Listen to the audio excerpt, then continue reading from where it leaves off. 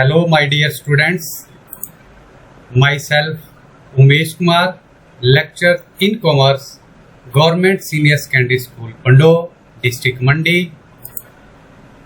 I welcome you all in Har Ghar Pathshala's +1 Business Study class. Dear students, our today's topic is warehousing services. संग्रहण सेवाएं. Let's start. संग्रहण warehouse. प्यारे बच्चों, आधुनिक व्यावसायिक युग में संग्रहण का विशेष स्थान है. वस्तुओं का उत्पादन व उपभोग पूरे वर्ष तक नहीं चलता. वस्तुओं के उत्पादन और उपभोग का समय अलग अलग हो सकता है. इस प्रकार उत्पादित वस्तुओं को उपभोग समय तक सुरक्षित रखने की समस्या उत्पन्न होती है. इस समस्या का समाधान संग्रहण क्रिया द्वारा किया जा सकता है. इस प्रकार इससे समय उपयोगिता टाइम यूटिलिटी का सृजन होता है.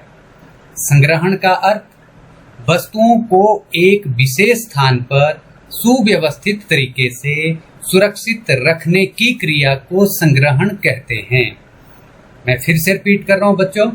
वस्तुओं को एक विशेष स्थान पर सुव्यवस्थित तरीके से सुरक्षित रखने की क्रिया को संग्रहण कहते हैं. संग्रहालय का अर्थ संग्रहालय या भंडारगृह या गोदाम का अर्थ यानी संग्रहालय भी बोलेंगे, भंडारगृह भी इसको बोला जा सकता है, या हम आम भाषा में इसे गोदाम कहते हैं. तो संग्रहालय या भंडारगृह या गोदाम का अर्थ एक विशेष रूप से निर्मित ऐसे भवनों से है जिनमें कच्चा और तैयार माल उस समय तक सुरक्षित रखा जाता है जब तक कि माल के स्वामी द्वारा उनकी मांग ना की जाए. In English, warehousing, we eat a variety of food in our daily life. Paddy or wheat food grains are not produced throughout the year, but we need them every day, since the production take place during a particular season and in specific areas. So there is a need to store these grains systematically. In our home, we also keep limited stock for our own consumption. But there are certain places or stores where these items are stored in huge quantity in a proper and systematic way. Meaning of warehousing. Warehousing is one of the important auxiliaries to trade. It creates time utility by bridging the time gap of their production or purchase till the actual use or sale. When this storage is done on a large scale between production and consumption of goods, storage involves proper arrangement for preserving goods from the time and in a specified manner. It is called warehousing. The place where goods are kept is called warehouse.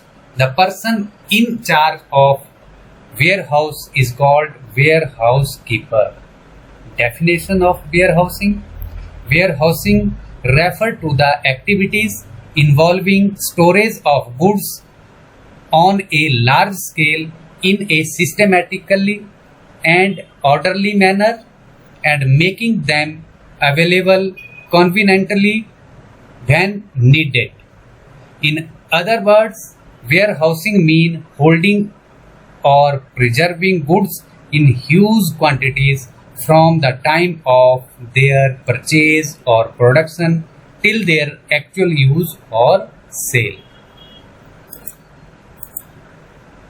Features of an idle warehouse. आदर्श संग्रहण की विशेषताएं. Number 1, प्यारे बच्चों, यहाँ पर हम बात करेंगे कि एक आदर्श जो आइडल वेयर हाउस है उसकी क्या क्या विशेषताएं होनी चाहिए, तो उसकी पहली विशेषता है उचित स्थान, प्रॉपर लोकेशन। भंडार गृह का निर्माण ऐसे स्थान पर होना चाहिए जो कि क्रेताओं और विक्रेताओं के समीप हो, अर्थात वस्तुओं पर भाड़ा वे अधिक ना पड़े, यानी जो कैरेज है वो ज्यादा ना पड़े, रोड के नजदीक हो जहां सभी आसानी से आ जा सकें। गोदाम खुले स्थान पर होना चाहिए ताकि वाहनों को आने ले जाने में कोई कठिनाई ना हो, यानी इसकी जो लोकेशन है वो प्रॉपर हो, ट्रांसपोर्टेशन के नियर हो। ठीक है, एवरी पर्सन, सेलर, परचेजर, ठीक है, क्रेता और विक्रेता इजिली वहां पर जो हो पहुंच सके, यानी वो सभी के लिए अप्रोचेबल प्लेस हो। नंबर 2, सुरक्षित, सेफ। भंडार गृह या संग्रहालय हर प्रकार से सुरक्षित होना चाहिए। उदाहरण के लिए आग से सुरक्षित हो, पानी से सुरक्षित हो, गर्मी, नमी व कीड़े मकोड़ों से उसे अवश्य सुरक्षा जो वो मिलनी चाहिए, यानी फायर का वहां पर ऐसा ना हो कि आग लग जाए, फायर हो जाए, या फिर कहने का अर्थ है कि बाढ़ से उसको नुकसान ना हो, ऐसे स्थान पर ना हो जहां पर कीड़े मकोड़े ज्यादा नुकसान उसको पहुंचा सके। नंबर 3, मितव्ययिता, इकोनॉमी। तो प्यारे बच्चों, संग्रहालय की बनावट इस तरह से की जानी चाहिए ताकि कम से कम स्थान पर अधिक से अधिक माल जो है संग्रहित किया जा सके, थोड़ी से थोड़ी जगह पर ज्यादा से ज्यादा माल जो है वो रखा जा सके, यानी वहां पर जो खर्चा है सामान को रखने का वो कम से कम आए। नंबर 4, परिवहन के समीप, नियरेस्ट टू ट्रांसपोर्ट। प्यारे बच्चों, संग्रहालय का निर्माण ऐसे स्थान पर होना चाहिए जहां परिवहन के साधन पर्याप्त मात्रा में उपलब्ध हों। यही कारण है कि रेलवे स्टेशनों, बंदरगाहों और शहर के नजदीक जो बस स्टैंड है, ठीक है, उसके नजदीक बड़े बड़े गोदामों का निर्माण किया जाता है ताकि सभी प्रकार की जो ट्रांसपोर्टेशन है वहां पर पहुंच सके। इसके बाद नंबर 5 है शीघ्र उपलब्धता, इजिली अप्रोच। ठीक है, ये ईयरली अप्रोच नहीं है बच्चों, इजिली अप्रोच है ये। ठीक है, अर्ली अप्रोच, सॉरी, शीघ्र उपलब्धता, अर्ली अप्रोच। संग्रहालय किसी ऐसे प्रचलित स्थान पर होना चाहिए जहां क्रेता व विक्रेता, वाहन चालक आसानी से शीघ्रता से पहुंच सके। गोदाम में रखे गए माल की सूची तैयार की जानी चाहिए, माल ढूंढने में अधिक समय न व्यतीत हो। इजिली यानी जल्दी से जल्दी एक लिस्ट बनी हो, वहां पता हो कि कौन सा सामान किस नंबर पर है, कहां पर है, रैक बने हुए होते हैं, तो शीघ्र उपलब्धता उस माल की हो। नंबर 6 है नियंत्रण, कंट्रोल। संग्रहालयों का उचित नियंत्रण भी आवश्यक है। संग्रहालयों का प्रबंध एक अधिकारी के अधीन होना चाहिए जिसको हम वेयर हाउस कीपर कहते हैं। गोदाम के अंदर व बाहर आने जाने वाले माल का विवरण गेट पर ही होना चाहिए। वो विवरण है कि कितना माल अंदर रखा गया है, कितना नया आया, कितना वहां से चला गया, ये सारी जो डिटेल जो है वो बनी होनी चाहिए, सूची जो बनी होनी चाहिए। नेक्स्ट नंबर 7 है माल की उचित देखभाल, प्रॉपर सुपरविजन ऑफ गुड्स। गोदाम में रखे गए माल की देखभाल का उचित प्रबंध होना चाहिए। गोदाम में समय समय पर दवाइयों का छिड़काव होना चाहिए और उसकी व्यवस्था होनी चाहिए। निश्चित समय के बाद गोदाम में रखे गए माल का चारों ओर निरीक्षण होना चाहिए, कोई माल खराब तो नहीं हो रहा है, कोई कीड़े मकोड़े तो नहीं खा रहे हैं, कोई चूहे तो नहीं उसको खराब कर रहे हैं, या कॉकरोच तो नहीं उसको खराब कर रहे हैं। यानी समय समय पर दवाइयों का छिड़काव, सुपरविजन, देखभाल होनी चाहिए ताकि जो माल है गोदाम में रखा गया खराब ना हो जाए या उसको कोई नुकसान ना हो जाए। नंबर 8 है पर्याप्त स्थान, सफिशिएंट स्पेस।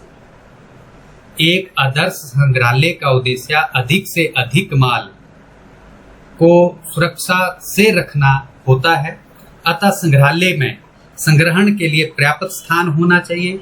हर व्यापारी चाहता है कि उसका सारा माल एक गोदाम में आ जाए ताकि उसे नमूने आदि दिखाने के लिए अलग अलग जगहों पर ना जाना पड़े। यानी सारा का सारा जो माल है वो एक ही गोदाम में आ जाए, ताकि ऐसा ना हो कि जो व्यापारी हैं उनका समय बर्बाद हो कि पहले एक वेयर हाउस पर वो जा रहे हैं, उसके बाद दूसरे वेयर हाउस पर जा रहे हैं, ठीक है ना। तो एक जगह पर सारा हो, सारा माल, और ताकि समय की बचत हो। तो प्यारे बच्चों, ये हैं विशेषताएं एक आदर्श संग्रहण की या आदर्श संग्रहालय की। फिर से मैं रिपीट कर रहा हूँ। नंबर 1, उचित स्थान, प्रॉपर लोकेशन, सुरक्षित, सेफ, मितव्ययिता, इकोनॉमी, परिवहन के समीप, नियरनेस टू ट्रांसपोर्ट, शीघ्र उपलब्धता, अर्ली अप्रोच, नियंत्रण, कंट्रोल, माल की उचित देखभाल, प्रॉपर सुपरविजन ऑफ गुड्स, और लास्ट है पर्याप्त स्थान, सफिशिएंट स्पेस। प्यारे बच्चों, ये आप एक फोटो देख रहे हैं, इमेज देख रहे हैं वेयर हाउस का आउटसाइड का, और यहाँ पर जो माल है या वस्तुएं हैं वो सुरक्षित रखी जाती हैं। दूसरी इमेज आप देख रहे हैं दूसरे वेयर हाउस की, और इसमें आप गाड़ियां भी देख रहे हैं। इसका अर्थ है कि ये ट्रांसपोर्टेशन के नज़दीक है या ऐसे स्थान पर है जहां पर बड़ी बड़ी गाड़ियां आसानी से आ सकती हैं। वेयर हाउस का अंदर का भाग आप देख रहे हैं, इनसाइड का फोटो आप देख रहे हैं। यहाँ पर सुव्यवस्थित तरीके से माल रखा गया है, और इसके चारों तरफ आप देख रहे हैं जो वेयर हाउस कीपर है उसके आने जाने के लिए रास्ता बना है, ठीक है। वो देख सकता है चारों तरफ से कि माल सुरक्षित है, कोई कीड़ा मकोड़ा या कोई ऐसा और इंसेक्ट इनको खराब नहीं कर रहा है। स्प्रे करने के लिए बढ़िया सुविधा है। इसी तरह से दूसरा वेयर हाउस का इनर पार्ट आप देख रहे हैं जिसमें रैक्स बने हुए हैं, और रैक में जो सामान है सुरक्षित तरीके से, सुव्यवस्थित तरीके से रखा गया है। इसी तरह से एक और पिक्चर आप देख रहे हैं जिसमें जो वर्कर हैं, एम्प्लॉइज हैं वेयर हाउस के, वो सामान को देख रहे हैं, काउंट कर रहे हैं, ठीक है, देख रहे हैं सुरक्षित है या नहीं है।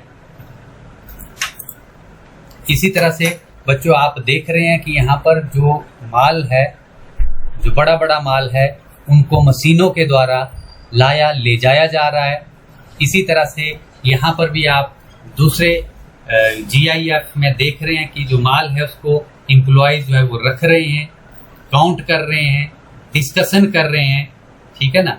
यानी जो बड़े बड़े वेयर हाउस हैं और बड़ा बड़ा जो माल होता है, हैवी जो सामान होता है जिसको जो ह्यूमन बीइंग है, आदमी है, नहीं उठा सकता, उनके लिए वेयर हाउसेज में बड़ी बड़ी जो मशीनें हैं वो भी आज की डेट में रखी जा रही हैं ताकि जो माल है उसको इजीली जो वो कैरी किया जा सके एक स्थान से दूसरे स्थान।